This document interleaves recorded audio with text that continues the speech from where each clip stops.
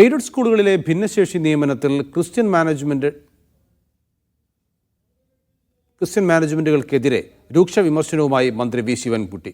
മാനേജ്മെന്റുകളുടെ ഒരു വെല്ലുവിളിക്കും സർക്കാർ വഴങ്ങില്ലെന്ന് മന്ത്രി പറഞ്ഞു.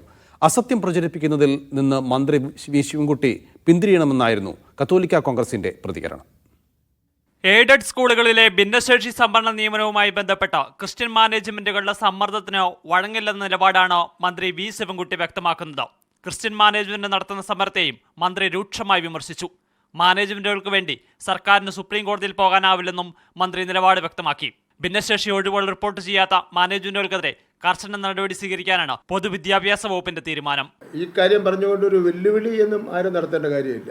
സമയത്തിന് കോടതിയിൽ പോകാതെ അവസാനം കുറ്റം കൊണ്ട് ഗവൺമെൻറ്റിലെ ചാരി ഗവൺമെൻറ്റിനെ വെല്ലുവിളിക്കുക എന്ന് വെച്ചാൽ ആ വെല്ലുവിളിയൊന്നും ഗവൺമെൻറ് അംഗീകരിക്കുന്ന കാര്യമില്ല. അതൊക്കെ ഞങ്ങൾ തള്ളിക്കളയുകയാണ്. നിയമസഭയിലും പുറത്തും മന്ത്രി വി ശിവൻകുട്ടി നടത്തിയ പ്രസ്താവനയ്ക്കെതിരെ ക്രിസ്തീയ സഭകളും മാനേജ്മെന്റുകളും രംഗത്തെത്തി. ക്രൈസ്തവര് ഭിന്നശേഷിക്കാരുടെ ന്യായമായ അവകാശങ്ങളൊക്കെ എതിര് നിൽക്കുകയാണെന്ന് ഇവർ പ്രചരിപ്പിക്കുമ്പോൾ അത് ദുഃഖകരമാണ്.